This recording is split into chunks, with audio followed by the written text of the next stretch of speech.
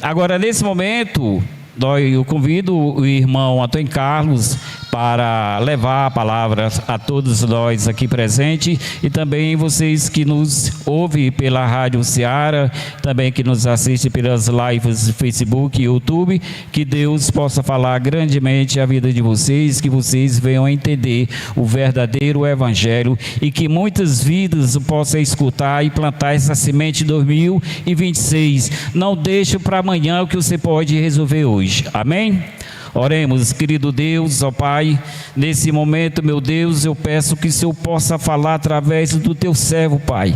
Teu Espírito possa se manifestar nesta noite, meu Deus, falando tudo aquilo que precisamos e tomar como exemplos para nossas vidas, ó Pai, e vidas também que precisam ser salvas, ó Pai, porque nós não sabemos o dia daqui a pouco, o dia de amanhã, ó Pai, só a Ti pertence, meu Deus. Eu te entrego em Tuas mãos Teu servo, Pai, em nome de Jesus, eu te peço.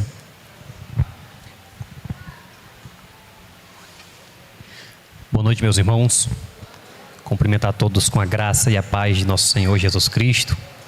Falar da minha alegria de estar na casa do Senhor, no início do ano. Desejar que Deus nos abençoe muito durante esse ano, como nos abençoou no ano passado. Eu dei um testemunho pessoal ali no primeiro dia do ano. Tivemos um culto ali na casa do irmão Capistrano e eu testemunhei com os irmãos que o ano passado foi um dos melhores anos da minha vida. Eu tive alegrias da parte de Deus, as quais eu ainda não tinha tido em anos anteriores. E que Deus assim continue fazendo na minha vida e na vida de todos os irmãos nesse próximo ano. Queridos irmãos, vamos ler um texto da palavra de Deus? Convido os irmãos e também aqueles que estão em casa, ouvindo através das redes sociais, assistindo, aquele que está no seu carro nesse momento, sintonizado na Rádio Ceará. Você possa abrir sua Bíblia comigo na segunda carta do apóstolo Paulo a Timóteo, no capítulo 1. Peço a você que não desligue agora seu receptor, fique conosco. Deus com certeza tem uma palavra forte ao seu coração, com certeza vai falar com você mediante a sua palavra. Quando a palavra de Deus é lida e é pregada fielmente, Deus está falando. Eu não tenho dúvida disso. E aí eu uso uma frase de um pregador que eu gosto de ouvir: se Deus está falando e eu não estou prestando atenção, eu tenho um grande problema. Então é hora de prestar atenção, que com certeza a palavra de Deus nos edificará, nos exortará de alguma forma e nos ajudará. Eu vou me ater na mensagem de hoje ao versículo de número 12 do capítulo 1 da segunda carta de Timóteo. 2 Timóteo, capítulo 1, versículo 12. Só que eu vou ler a partir do versículo 8, para que eu possa pegar aqui um pouco desse contexto. Versículo 8 diz assim a palavra de Deus: não te envergonhes do testemunho de nosso Senhor, nem de mim, que sou prisioneiro seu. Antes participa das aflições do Evangelho, segundo o poder de Deus, que nos salvou e chamou com uma santa vocação, não segundo as nossas obras, mas segundo o seu próprio propósito e graça que nos foi dada em Cristo Jesus, antes dos tempos dos séculos, e que é manifesta agora pela aparição de nosso Senhor Jesus Cristo, o qual aboliu a morte e trouxe à luz a vida e a incorrupção pelo Evangelho,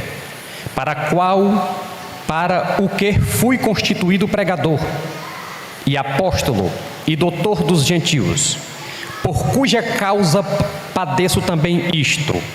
Não me envergonho, porque eu sei em quem tenho crido e estou certo que é poderoso para guardar o meu depósito até aquele dia. Amém? Queridos irmãos, hoje eu queria falar com a Igreja do Senhor sobre uma convicção de fé, uma certeza de fé. E, a princípio, eu queria diferenciar com os irmãos o que é convicção e o que é apenas uma informação. A convicção acerca de uma coisa é diferente de uma mera informação sobre essa mesma coisa. A informação é apenas uma notícia sobre a coisa, que nem sempre gera interesse em quem está recebendo a informação. A convicção age em nós, mostrando a importância e despertando nossos instintos. Enquanto a informação é trazida de fora para dentro, a convicção é gerada de dentro, produzindo frutos externos como consequência. A informação nos deixa de estar em desobediência ou ter algum pecado escondido na vida dela. Aquilo me deixou triste. Eu saí de lá triste. Por quê? Porque vocês lembram que na Bíblia teve umas visitas dessa também, né? Um cidadão chamado Jó que recebeu umas visitas dessa. Isso é uma ideia que existe na cabeça de muita gente hoje, que o crente não é para sofrer, e que toda vez que o crente está sofrendo, ele está sofrendo justamente porque desobedeceu a algum princípio da lei de Deus. E quando a gente vai para o Evangelho, irmãos, a gente chega a se comover, a ter compaixão de tanto sofrimento que os apóstolos passaram, de tantas angústias por causa da fé cristã. É bem verdade que a gente não pode esquecer de falar que existem alguns desconfortos que passamos na vida, existem alguns sofrimentos que passamos, que são consequências das nossas próprias atitudes. Jesus até um dia falou que nós deveríamos nos alegrar e exultar quando, mentindo, disserem todo mal contra vós. Porque eu não tenho motivo de se alegrar se as pessoas estão falando mal de mim e o que eles estão falando mal de mim é verdade. Pelo contrário, eu tenho motivo de ficar triste pelo fato de estar escandalizando o reino de Deus. Mas se o que está sendo dito ao meu respeito é mentira, eu devo me alegrar, porque Jesus me deu essa orientação. Mas, irmãos, essa ideia que o Espírito Santo estava desenvolvendo aqui na mente de Paulo para que ele pudesse escrever, ela é muito visível nos dias de hoje, e a igreja precisa se levantar. Por quê? Porque existem muita gente se afastando da igreja por causa do sofrimento, deixando de servir ao Senhor porque não foi bem ensinada acerca disso. Tem gente dizendo: depois que eu fui para a igreja evangélica, minha vida piorou em muitos sentidos. E ele está certo, viu? Muitos de nós, a vida piorou em alguns sentidos. Por quê? Porque passamos a ser perseguidos. Olha para a vida dos apóstolos, irmãos. Vocês conseguem perceber que em muitos aspectos da vida natural dele as coisas ficaram mais difíceis? Eles, antes de servir a Deus, não eram tão perseguidos, e após servirem ao Senhor, passaram a viver como nômades. Só que eles sabiam qual a razão do seu sofrimento.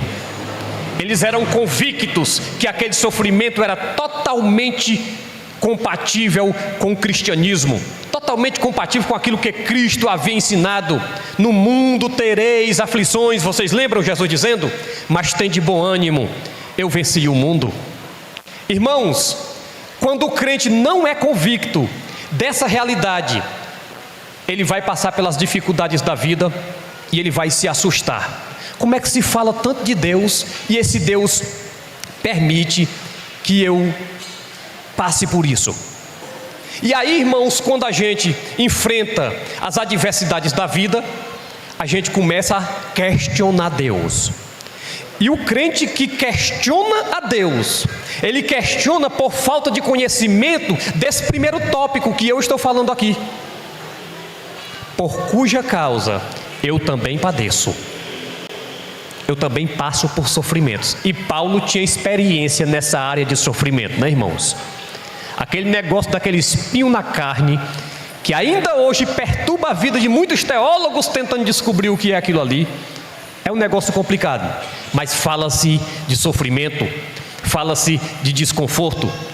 Mas o crente que é bem ensinado, que foi bem educado e bem instruído no início da sua fé, ele vai entender que na ordem natural da vida, irmãos, essa frase eu preciso falar com bastante calma, porque em outra mensagem minha eu já gerei um certo escândalo por causa disso.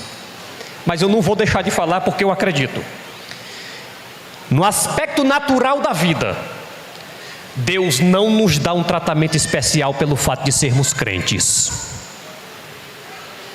Pode ter certeza. E a prova disso foi alguns anos atrás, quando nós passamos pela Covid-19. Vocês perceberam que morreram católicos e também morreram crentes? Morreram pastores e também morreram padres, macumbeiros.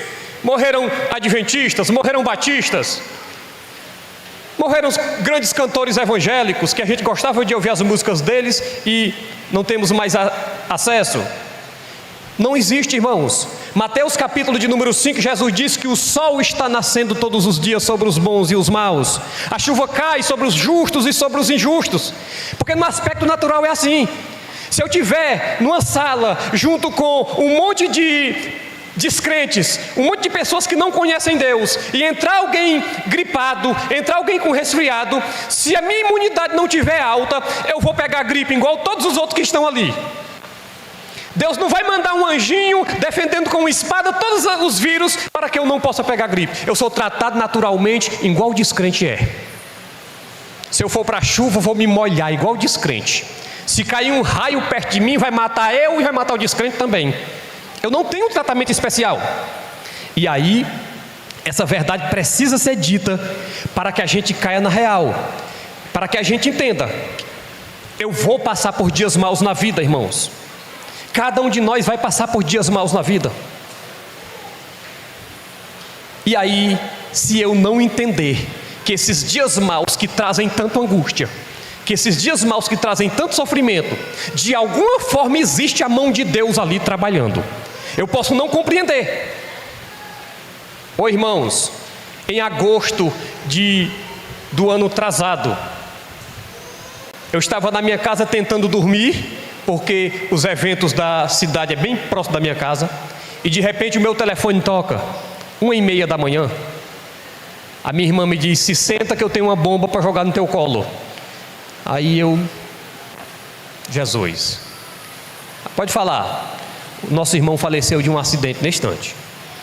Eu passei 40 minutos sem sentir minhas pernas, sem choque em casa, e no dia seguinte passei o pior dia da minha vida, tendo que ir em IML, todo aquele procedimento que hoje inclusive tem uma família em Nova Russas passando por isso.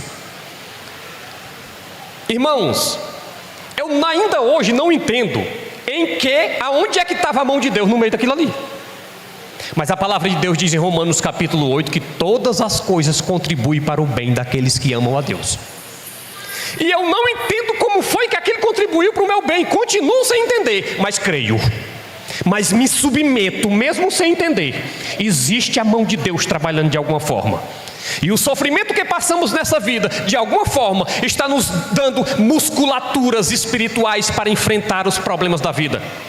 E se no início da nossa fé nós não aprendermos essa verdade, ao passarmos por essas lutas, vamos questionar Deus. Aonde é que tu estava, Senhor, nessa hora? Cadê Deus que essa hora não agiu em meu favor?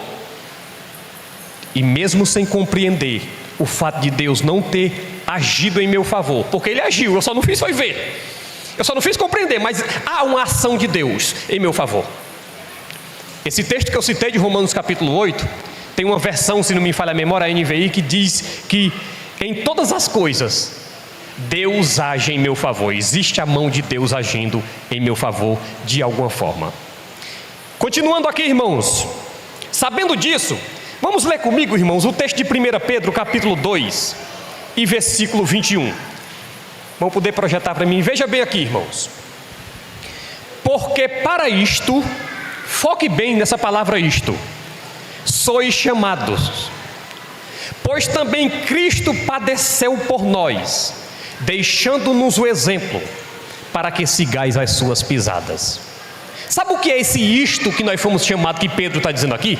Se a gente tivesse tempo de ler todo esse capítulo 2, Pedro vai fazer uma lista de sofrimentos, uma lista de angústias, de problemas que os cristãos passaram nessa vida. E quando ele termina essa lista, ele diz: fomos chamados para isto. A vida cristã é composta de alegrias, mas também de sofrimentos, de angústias, de aflições, de problemas que muitas vezes fogem do controle da gente, irmãos. A gente procura a rédea para poder controlar a situação, porque nós seres humanos temos esse desejo de estar controlando tudo. E tem horas que a gente fica sem o controle. E Pedro está chegando dizendo: fomos chamados para passar por isso mesmo. E Cristo, nosso mestre, nos deu exemplo, passando pelas dificuldades da vida, passando pelas aflições da vida, para que possamos seguir as suas pisadas. E aí, irmãos, ele continua. Vamos aqui ao tópico 2. O verso continua dizendo: mas não me envergonho. Não me envergonho. E olha, irmãos, se existe alguém que tinha razão para se envergonhar, era Paulo. Irmãos, se nós olhássemos no olhar meramente humano, que era o olhar visto pelos fariseus, era o óculos usado pela sociedade não cristã da época, pela sociedade judaica, eles colocavam o óculos natural, que se nós colocássemos também, a gente iria ver um fracassado na vida de Paulo. Paulo, irmãos, não conseguiu suprir nenhuma das expectativas que foram geradas pela sociedade acerca dele. Imagina aí, irmãos, um garoto de 17 anos que ainda não saiu do ensino médio em Nova Russas. O cara simplesmente se destaca num dos melhores vestibulares do Brasil. O cara vai lá e consegue uma nota no Enem, estoura lá, quebra a banca. E toda a sociedade, ao ver aquilo ali, disse: esse cara vai ser um estrondo, esse cara vai ser demais, esse cara vai conseguir conquistas. E aí, de uma hora para outra, o cara se transforma em um bebum, se transforma em um usuário de droga, e o resto da vida dele, a gente encontra ele nas calçadas, caído. E totalmente deplorável a situação. A sociedade compara aquilo ali com a expectativa que foi gerada naquele rapaz no dia que ele passou no vestibular da USP, lá em São Paulo, que é um dos mais difíceis do Brasil. E se frustra. E era isso, irmãos, que era visto acerca de Paulo. Olha só, Paulo tinha um futuro altamente promissor, formado em uma das melhores universidades, em uma das melhores escolas da época, grande conhecedor da lei, e ser conhecedor da lei na época de Paulo era uma vantagem muito grande. Além disso, Paulo tinha acesso livre no meio religioso, era ousado e corajoso em defender suas crenças. Tudo isso ainda muito jovem. Era tudo que a sociedade da época queria. Um cara corajoso, destemido, que tinha coragem até de matar para defender a lei de Moisés, com acesso livre no meio religioso, com carta branca para fazer o que quisesse e rendido à religiosidade, com a sua mente totalmente dependente da religiosidade. Eles imaginavam Paulo, irmãos, com um futuro maravilhoso. E de repente, eles olham para Paulo e dia após dia, a vida de Paulo piora no sentido natural das coisas. O cara, ao invés de estar numa sala com ar-condicionado, na linguagem de hoje, ele está agora sendo perseguido, se escondendo em caverna, sendo descidos por muro, dentro de cesto, escondido para não ser pego, se fingindo de morto para poder não ser realmente morto. Aos olhos humanos, irmãos, isso é um fracasso. Diante de tudo aquilo é que Paulo fala essa frase aqui. É como se Paulo estivesse dizendo: as expectativas ao meu respeito não foram supridas, mas eu não me envergonho. Eles esperavam de mim algo que eu não fui, mas eu não me envergonho. Aos olhos deles que não entendem, eu sou um fracasso, mas eu não me envergonho. Aí a pergunta é: eu não me envergonho por quê? Tem que ter um porquê. Porque se o rapaz que eu dei o exemplo aqui, que passou num dos melhores vestibulares, que era um cara promissor, e agora está caído lá no mundo das drogas, se eu chegar para ele, eu quero saber um porquê. Se você tivesse 5 minutos para conversar com ele, a primeira pergunta que você faria é: rapaz, todo mundo imaginava que tu seria o top de linha no estado do Ceará, que tu seria uma referência aos demais jovens. Por que viver nessa vida aqui? Claro que Paulo foi diferente, não foi drogas. Mas aquele rapaz das drogas, com certeza não teria uma explicação que nos convencesse. Mas Paulo tinha uma explicação que convence, que explica tudo aquilo. E aí, irmãos, o versículo continua dizendo, tópico 3: porque eu sei em quem tenho crido. E esse porquê, irmãos, na língua portuguesa, existe pelo menos uns 4 porquês. Existe o porquê com acento, porquê sem acento, porquê separado, porquê junto. Esse aqui é o porquê junto sem acento. E o porquê junto sem acento, ele tem uma função explicativa. Toda vez que o porquê junto sem acento aparece num texto, ele está explicando uma coisa que foi dito antes. E o que é que tinha sido dito antes aqui? Eu não me envergonho. Se ele diz que não se envergonha, a frase seguinte começa com um porquê. Querem dizer o quê? Já que eu não me envergonho, eu vou explicar a razão de eu não me envergonhar agora. E a razão de eu não ter vergonha, de não ter me tornado um sacerdote, de não ter me tornado uma figura ilustre da sociedade, de não ter se tornado alguém respeitado, alguém que vocês imaginavam que eu seria, é porque eu sei em quem tenho crido. E eu sei que esse Deus que eu criei vai me deixar passar por dificuldades, vai me permitir passar por dificuldades. Irmãos, eu já estou indo para 3 décadas que sirvo a Deus, e eu ainda não encontrei, eu ainda não ouvi uma pregação, eu ainda não li um livro que me desse a resposta do sofrimento. E olha que eles tentam, viu? Nenhuma me convence. Ainda não ouvi uma palavra que dissesse: o sofrimento existe, está explicado, existe na vida do cristão por isso. Aí eu pergunto: mas Deus é todo poderoso, Ele poderia fazer diferente? Aí cai por terra o argumento. A gente não encontra, irmãos. Diante do sofrimento, a gente tem que apenas se render e dizer: eu não entendo. Deus poderia ter evitado esse sofrimento, mas Ele não quis evitar. Ele quis agir. Ou Deus não poderia, irmãos, ter pego José lá na casa do pai dele, José, o famoso José do Egito, lá do livro de Gênesis. Deus poderia ter pego José lá na casa do pai dele e ter levado ele ao topo do governo egípcio, sem ser preciso ele passar por acusações, por cadeias, por prisões, por calabouços, por cisternas, por tudo aquilo. Deus poderia ter feito isso, mas não fez. Deus preferiu andar com ele pelo caminho do sofrimento. Não tem quem consiga explicar isso, pelo menos não de uma forma que me convença até hoje. Mas, queridos irmãos, Deus sabe. E na Bíblia, Deus nunca prometeu explicações plenas. Deus nunca prometeu que nós iríamos entender tudo. Ele prometeu que nós passaríamos pelo vale da sombra da morte e que Ele estaria lá. Pode ser até que eu não sinta Ele lá, mas Ele está garantindo: eu estou lá. Eu me recordo agora de uma tribo americana que tinha-se um costume de uma espécie de batismo. Quando a criança chegava numa certa idade, não sei se 11 ou 12 anos, eu ouvi isso em um programa da Rádio Ceará, se não me falha a memória, do pastor Leandro Tarrataca, contando essa história.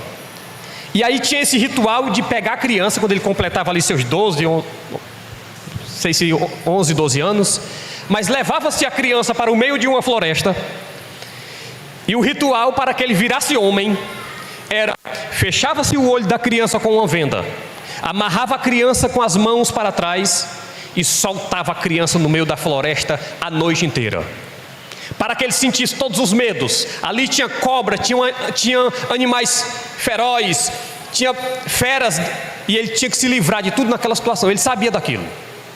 E ao amanhecer do dia, o pai dele vinha lá e tirava a venda novamente. A criança passava a noite inteira passando muito medo, passando muito temor. Mas tinha uma coisa que aquela criança não sabia: o pai dela não tinha voltado para casa. O pai dela passava a noite inteira bem pertinho dela, mas não podia falar, porque o objetivo era fazer a criança sentir medo, era fazer ela entender que a vida é feita de sofrimento. E ao amanhecer do dia, o pai tirava a venda dos olhos e a primeira visão que ele tinha era seu pai. Aquela criança crescia sem saber que o pai dela estava ali. E olha, irmãos, como isso acontece em nossa vida. Como muitas vezes nos momentos de angústia e sofrimento, a gente está como aquela criança com os olhos vendados e pergunta: cadê Deus? Cadê o meu pai nesse momento?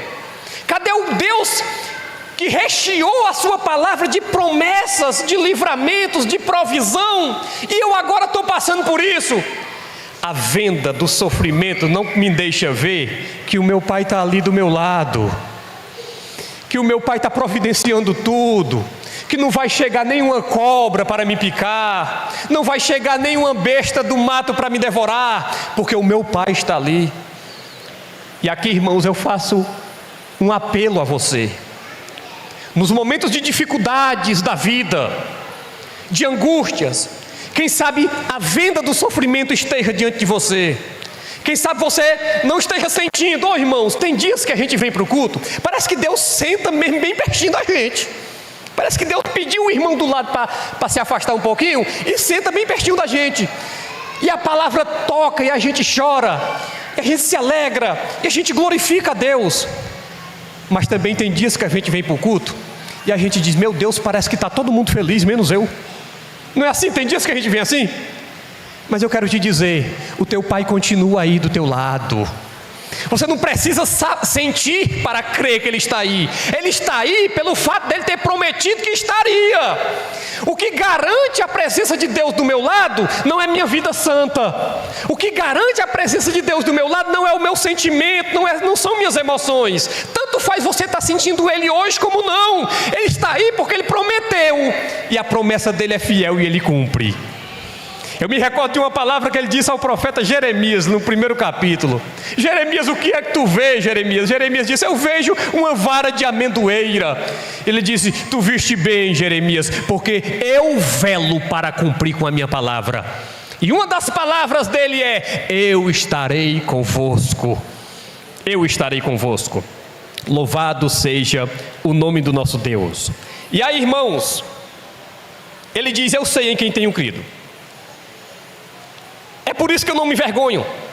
E esse eu sei em quem tenho crido, irmãos, fala de um conhecimento profundo do apóstolo Paulo acerca da pessoa de Cristo e da sua obra.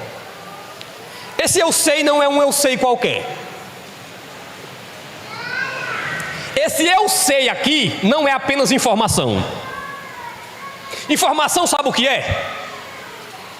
Levante a mão assim, bem rapidinho. Quem aqui sabe que o presidente da Venezuela foi preso ontem? Quase 100%. Só aqueles que não gostam de rede social é que não sabem dessa informação ainda. Vocês se preocuparam muito com isso? Mudou muito a vida de vocês? O fato dele estar preso ou estar solto mudou o que na nossa vida? Isso é informação. Isso é notícia. Isso não mexeu com o meu emocional em nada. A não ser que eu fosse um fanático por política e tivesse uma ideologia, se fosse um ferrenho, aí eu estava chorando por causa daquilo ali. Mas Paulo está dizendo, sabe o quê? Eu sei. E esse eu sei não é que o presidente da Venezuela foi preso, não é isso. Eu sei acerca da minha fé, ele está dizendo. Eu sei quem é o Cristo que eu sirvo. Eu sei o que foi que ele fez por mim. E eu não vou abandoná-lo diante das adversidades da vida, porque minha fé está baseada naquilo que eu sei sobre ele, naquilo que eu conheço sobre ele, na intimidade profunda. Irmãos, aqui tem dois aspectos desse eu sei. O conhecimento profundo que Paulo tinha acerca de Cristo. Sabe por quê? Porque quando Paulo conhece Cristo lá no caminho de Damasco, Paulo vai comparar Cristo com aquilo que ele conhecia sobre as Escrituras. O Antigo Testamento. E o que o Antigo Testamento fala? Foi que nós passamos agora dia 25 de dezembro, o Natal, não foi? E o Antigo Testamento está repleto de texto. Um filho vai nascer, um filho se nos deu, o principado está sobre os seus ombros, ele é Deus forte, ele é maravilhoso, ele é conselheiro, ele é príncipe da paz. Lá no Gênesis está escrito que nasceria um da mulher, que pisaria a cabeça da serpente. E o profeta Miqueias disse: este menino vai nascer lá na cidade de Belém. E outro profeta profetizava outro detalhe. E o Antigo Testamento vem repleto de coisas sobre Jesus. Quando Paulo conhece Jesus, vem à memória de Paulo todo o conhecimento que ele tinha da lei, e ele diz: é esse aqui mesmo. Tudo que foi dito sobre o Messias se adequa com ele. Oh, irmãos, eu lamento tanto quando eu vejo aqueles rabinos na internet, naqueles debates, discutindo, desprezando Jesus Cristo, ainda esperando um suposto Messias. Por isso que a Bíblia diz que o Deus deste século cegou o entendimento, porque dá para provar claramente na Bíblia que todas as características de Cristo e da sua vinda à terra se adequam perfeitamente com as profecias do Antigo Testamento acerca dele, mas eles não conseguem ver. Eu louvo a Deus porque nós acreditamos que um dia Deus dará uma nova chance ao povo de Israel e o restaurará espiritualmente. Mas, irmãos, Paulo está falando aqui: eu sei porque conheço o Antigo Testamento. Mas esse eu sei tem outro aspecto. Paulo está dizendo: eu sei porque ele apareceu para mim. Eu sei porque minha experiência com ele não foi uma experiência qualquer. Eu sei em quem tenho crido, porque eu não fui para a igreja só porque tinha uma mocinha bonita na igreja e eu, rapaz, me interessei por aquela moça. Eu não fui para a igreja só porque os meus pais eram crentes e não tinha opção em outro lugar. Estou acompanhando, estou indo porque meus pais estão indo. Eu sei em quem tem crido. Eu não estou indo para a igreja simplesmente pelo aspecto exterior. Não tem lugar melhor para ir em Nova Russa de domingo, então o melhor lugar é na igreja evangélica, porque tem música boa, tem uma turma legal lá para a gente conversar depois do culto. Paulo está dizendo: não, eu não sirvo a Deus por causa disso. Eu sirvo a Deus porque eu tenho certeza, eu tenho uma convicção do Deus que me chamou, do Deus que apareceu para mim e das revelações que Ele me deu. E olha, irmãos, quando se fala de experiências, Paulo era doutor no assunto. A chamada do apóstolo Paulo foi uma experiência muito profunda, mas não foi só isso. Ele teve visitas espirituais, ele teve experiências espirituais com Deus. Irmãos, quando o homem se levanta lá em Pátimos, o navio, a água querendo afundar aquele navio, todo mundo morrendo de medo, e ele se levanta e diz: tive uma experiência com Deus esta noite, e o meu Deus me diz que não morre uma só pessoa, só precisa ficar dentro do barco, não morre nenhuma pessoa. Esse homem tinha experiência, esse homem tinha envergadura para citar essa frase: eu sei em quem tenho crido. Eu queria fazer uma aplicação, irmãos. Você sabe em quem foi que você creu? Hoje eu tive uma conversa de mais de 1 hora, eu e minha esposa, e a conversa demorou muito porque nós demoramos a chegar no consenso. Aí se estendeu muito. Mas você serve a Deus por quê? E eu dizia para ela: minha filha, eu não gosto de pronunciar julgamentos apontando o dedo para ninguém, mas eu gosto de fazer afirmações que a palavra de Deus afirma. Você vai para o céu por quê? Porque tem gente ainda pensando o seguinte: parei de beber, tomava cachaça e agora estou tomando Santa Ceia, eu vou para o céu por causa disso. Eu usava roupa curta e agora estou usando uma roupa decente, vou para o céu por causa disso. Eu gastava meu dinheiro com prostituição e agora estou investindo na minha esposa, estou dando dízimo na igreja, vou para o céu por causa disso. Eu sou salvo porque antes eu fazia isso, isso e isso, e agora não estou fazendo mais, estou fazendo o contrário. Se você realmente acredita na sua salvação por causa disso, eu não esperaria nem a mensagem terminar para vir aceitar Jesus de novo. Com esse pensamento você vai para o inferno, meu irmão. Com esse pensamento, você não tem Cristo ainda, você não conheceu Cristo ainda. Agora, pode ser que você esteja falando isso, aí eu e a minha esposa chegamos em um consenso. Pode ser que você esteja falando isso porque o seu vocabulário seja pouco, sua oratória seja pouco. E na verdade você está querendo dizer assim: Jesus morreu por mim. Jesus morreu por mim. Eu sinto o Espírito Santo dele morando dentro de mim. Ele escreveu o meu nome no livro da vida de Deus. Mas aí você não sabe falar com essas palavras. E aí você usa outras que dá a entender outra coisa. E Deus abençoe que isso seja assim. Porque se você crê que é salvo porque deixou de usar uma determinada roupa, é salvo porque traz o dízimo para a igreja? Não. Eu sou salvo porque Deus me incluiu no seu projeto de salvação e mandou o Filho dele morrer por mim. Essa é a base da minha salvação. E é isso que eu chamo você, irmãos, para repetir essa frase do apóstolo Paulo em seu coração. Você pode dizer isso hoje, para você mesmo: eu sei em quem tenho crido. Eu não creio em um Deus pregado numa parede. Eu conheço o meu Jesus. E o meu conhecimento não é aquele de Jó, quando ele disse: antes eu te conheci apenas de ouvir falar. Eu estou falando de um conhecimento de relacionamento. Eu estou falando de um conhecimento que traz intimidade entre você e a pessoa. Ô irmãos, a maioria de nós aqui conhecemos os jogadores de futebol famosos. Nós conhecemos o Fenômeno, o Imperador e vários outros que nem jogam mais. Mas talvez alguém aqui tenha visto um deles, porque trabalhava em um restaurante no Rio de Janeiro e um dia ele foi jantar lá. Nunca visitou a casa dele. Ele nunca foi na sua casa. Eu não estou falando aqui de um conhecimento de história.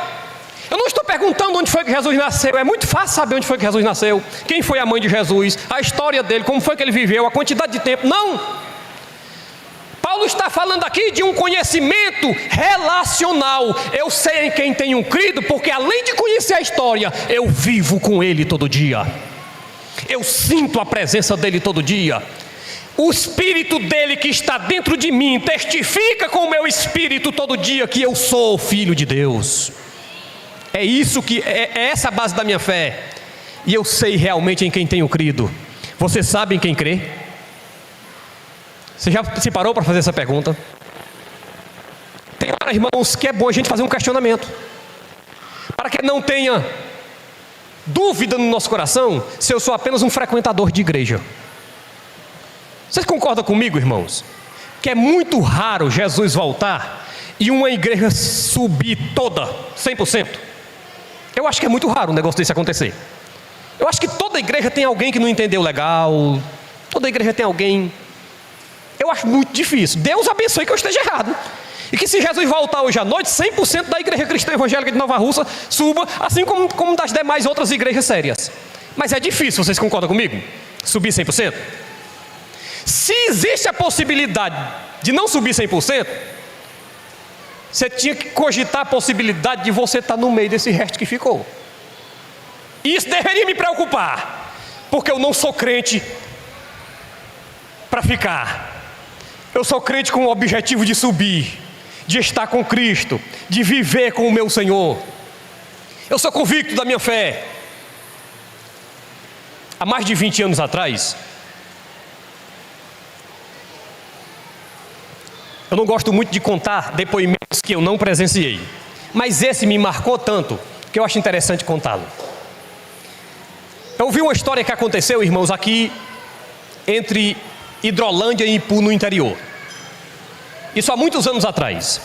Um grupo de irmãos ia lá na C10 de antigamente, na D10 de antigamente, a um culto no interior. E os crentes antigamente costumavam ir cantando e tudo.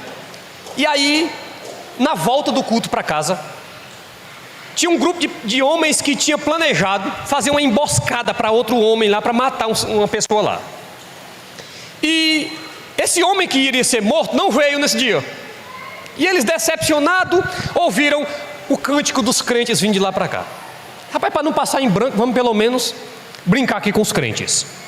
E aí, sacaram das armas e pararam esse carro e disseram: olha, desce todo mundo.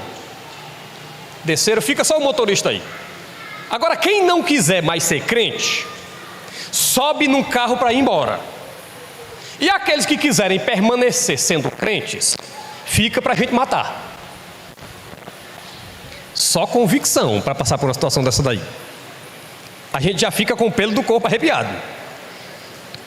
Conforme ele contava isso, tinha um velhinho que demorou a descer do carro e estava lá se esforçando para descer os últimos degraus lá da C10. E ele disse, chegou no meio do povo e disse: eu quero que o primeiro tiro seja aqui na minha cabeça, porque não existe a menor possibilidade de eu negar meu Senhor. Não existe nem negociação, meu amigo. Eu sei em quem tenho crido. É você atirando aqui na minha cabeça e eu vendo o rosto do meu Jesus do jeito que ele é. Irmãos, a maioria aqui, pelo menos os mais velhos, deve ter tido algum contato físico com um pastor em Nova Russas, da Assembleia de Deus, chamado Manuel Gomes, que eu ainda congreguei 3 anos com ele.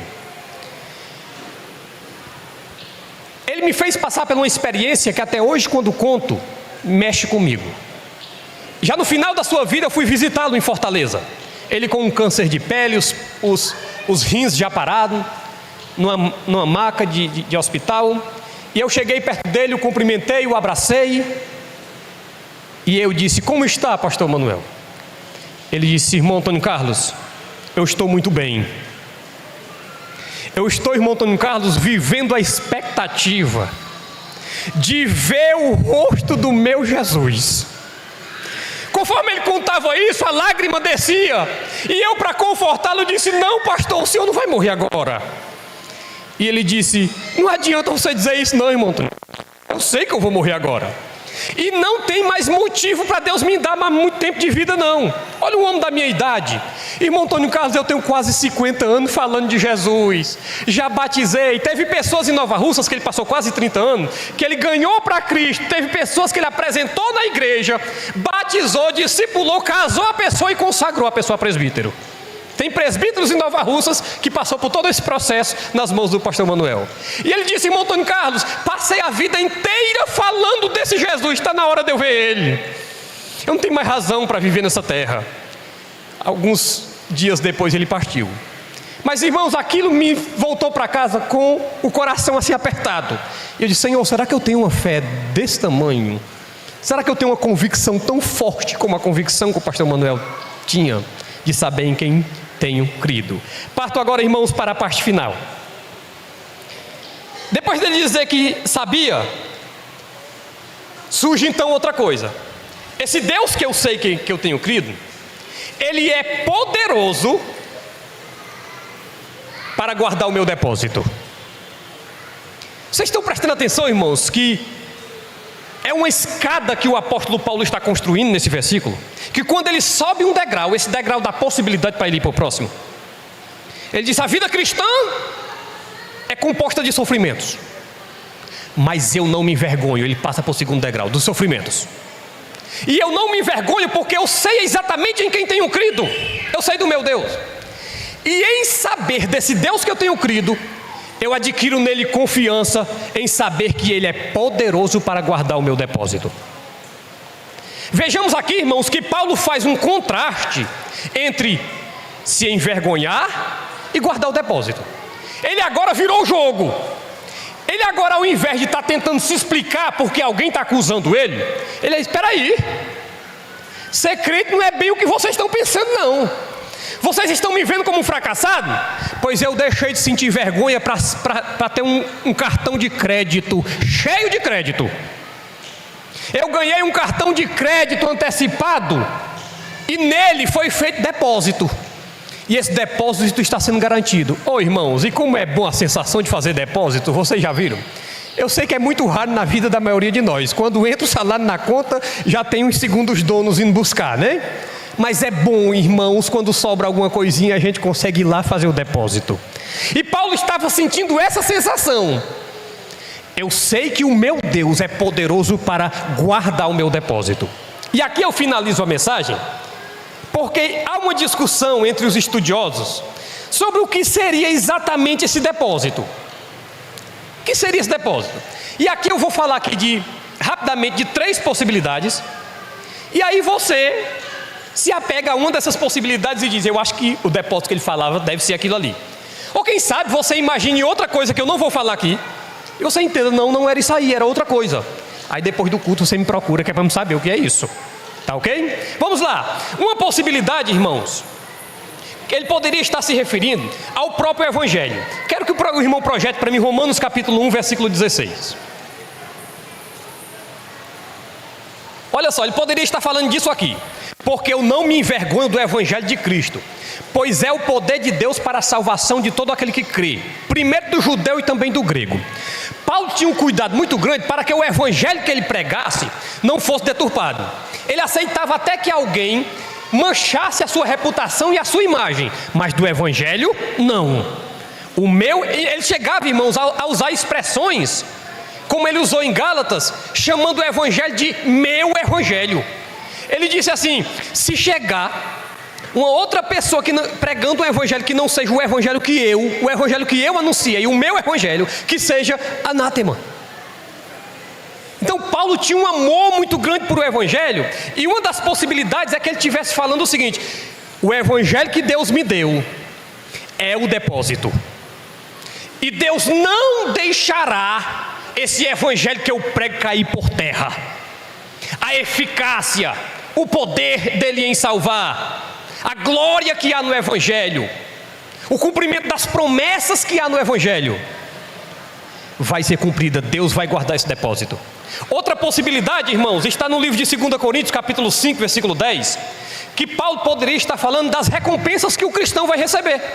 Isso é uma doutrina cristã, viu, irmãos? A doutrina dos galardões. Olha o que está escrito lá, 2 Coríntios 5, 10. Porque todos devemos comparecer ante o tribunal de Cristo, para que cada um receba segundo o que tiver feito por meio do corpo, ou bem ou mal. Existe na Bíblia a doutrina dos galardões, que eu confesso que, apesar de amar muito escatologia, gostar muito de escatologia, eu mais o João Lucas, de vez em quando, sentamos para conversar sobre isso. Estamos aí amadurecendo a ideia de um seminário para esse ano. Mas eu não entendo muito bem o que seria esse galardão. Ainda está um pouco turvo essa ideia na minha cabeça. Mas o fato é que existe a ideia que os cristãos vão ser recompensados. E o que eu acho interessante na doutrina das recompensas é que os valores são muito invertidos. Na nossa cabeça quem trabalha mais, ganha mais. Na cabeça de Jesus quem trata um profeta como um profeta receberá galardão de profeta. Irmãos, o negócio ficou, não é? Totalmente assim mudado. E a gente imagina: o pastor da igreja vai receber um galardão enorme. Aquele missionário que passou a vida dele se acabando de trabalhar, meu Deus, vamos deixar receber o galardão enorme. Aí Jesus chega e diz: teve uma pessoa que tratou ele com respeito devido a ele. E essa pessoa que o tratou receberá um galardão igual a ele. Olha só, irmãos. O fato é que existe essa recompensa. E que Paulo poderia estar dizendo: o Deus que eu conheço, o Deus que eu não me envergonho, o Deus a qual eu tenho crido, vai guardar todo o meu depósito, a minha recompensa, o meu galardão. Vocês lembram o que ele falou lá em Timóteo também? Que o galardão de Deus estava guardado com Deus para dar a cada um. Quando ele, com aquele tom já de despedida, né? Eu combati o bom combate, acabei a carreira, guardei a fé, e desde agora me espera a coroa de justiça, que Deus dará a mim, e não somente a mim. Aí Paulo inclui a Igreja Cristã Evangélica de Nova Russas no versículo: mas todos aqueles a qual amam a sua vinda, todos aqueles que também têm certeza do Deus que creu, que também têm convicção de salvação, que também têm o coração inundado em gratidão pela bênção de ter sido um salvo. Pela bênção de ter sido um salvo. Irmãos, é por isso que eu não me conformo em alguém falar do Evangelho como quem está dando uma aula de matemática. Eu entendo que lá na aula de matemática não tem emoção, porque 2 mais 2 só pode ser 4, é uma coisa normal. Mas eu também entendo que eu não posso estar falando de uma mensagem tão clara sem o meu coração pulsar mais forte. Eu não posso estar falando de algo tão profundo, de uma mensagem tão exuberante, de uma mensagem que a gente fica procurando palavras na língua portuguesa para falar da grandeza do que foi feito por nós, e eu simplesmente estar falando disso como se fosse o resultado do jogo de futebol de ontem à noite. Não, pelo amor de Deus, isso aqui precisa me impactar, isso aqui precisa me emocionar, isso aqui precisa mexer com a minha razão e com as minhas emoções, porque eu recebi o maior presente. E por último, irmãos, outra possibilidade é que Paulo poderia estar falando da garantia da salvação. Esse tema da garantia da salvação foi muito presente no ministério do apóstolo Paulo.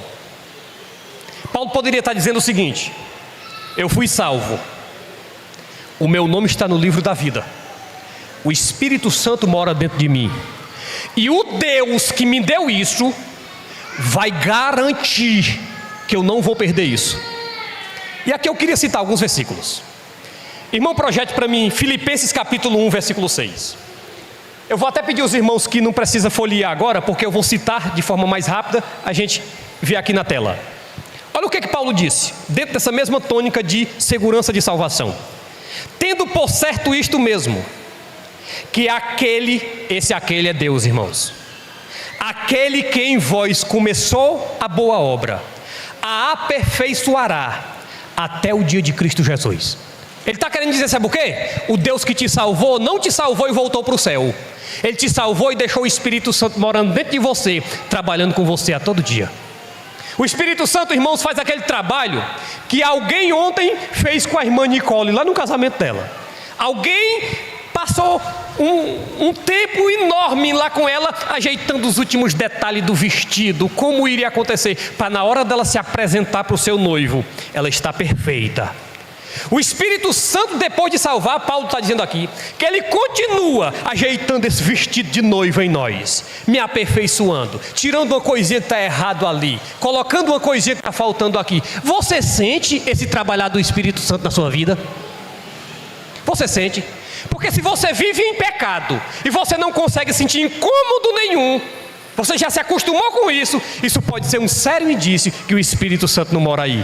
Porque o Espírito Santo vai me incomodando, vai contribuindo para o meu bem, me levando ao centro da vontade do Senhor, me levando a uma vida de santidade e perfeição. Vamos examinar também o texto de Romanos capítulo 8, verso 31. Esse aqui é um dos que eu mais gosto dentro dessa temática de garantia da salvação. Olha comigo, irmãos. Que diremos, pois, a estas coisas?